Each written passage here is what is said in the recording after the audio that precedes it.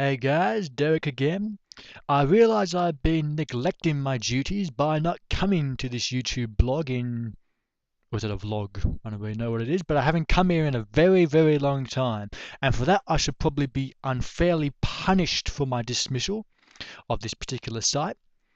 But, in order to apologize, I'm going to be reading two poems today.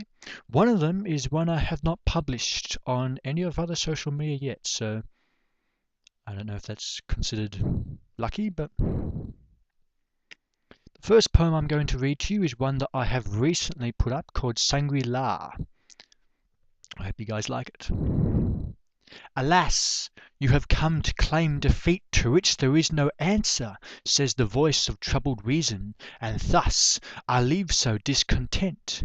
I am no chummy conversationalist, but if I were to look at you like the goddess, as the dawn breaks on the cusp of a beautiful morning, with dew settling in upon the leaves, glistening under the light, and birds chirping happily, singing awake the Shangri-La of spring, would you confess an appreciation towards these eyes which dance across your beauty? Let us be honest for a moment in this hall of monsters. What titles do you have which I do not, that prevents me from touching the curvature of your silk heart?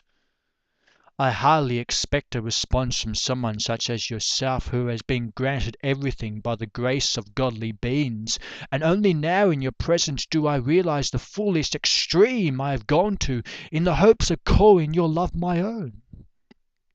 But if happiness were to abound for one decent moment, may your footprints fall upon the path so I can one day follow, once you have readied yourself for my affection.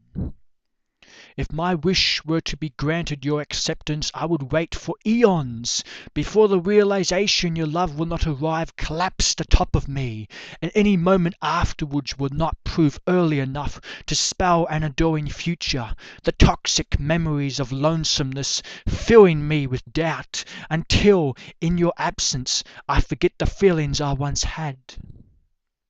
Sadly, it is too late for me.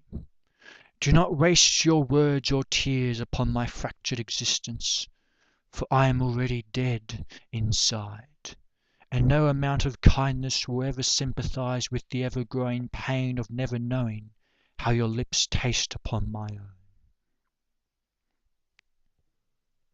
There you go, guys. That's poem number one. Now, this second poem is called On the Hour I Shall Seek My Final Resting Place.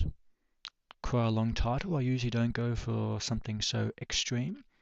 This poem actually contains themes of death and suicide.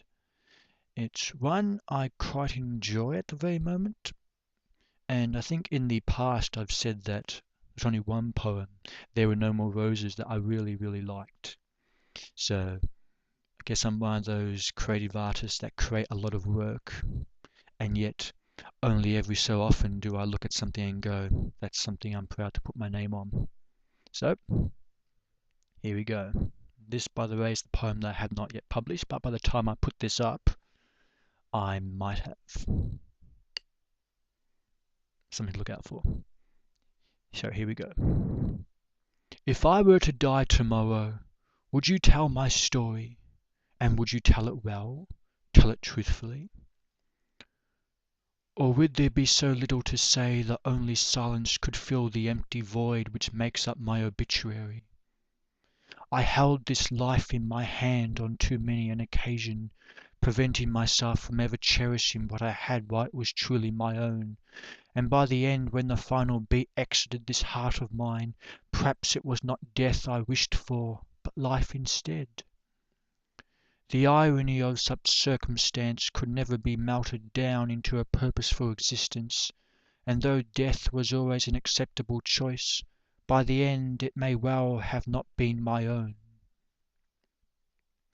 Destiny is inescapable, as I might soon discover, and if my life is to be proven forfeit, might I have the pleasurable luxury of knowing I will be remembered along with all the rest.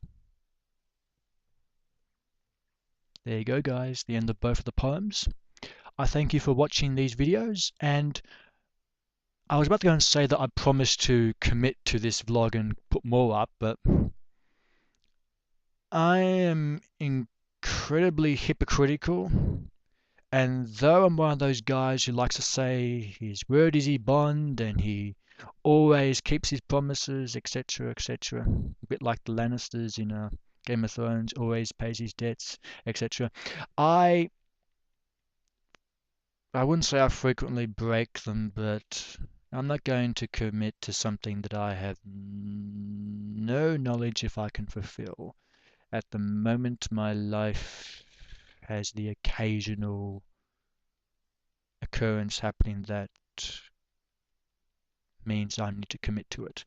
So until I'm free as a bird, I will not be able to successfully keep posting, but I will do my best to update it more regularly than I have. I think this is the first one I've put up in a couple months.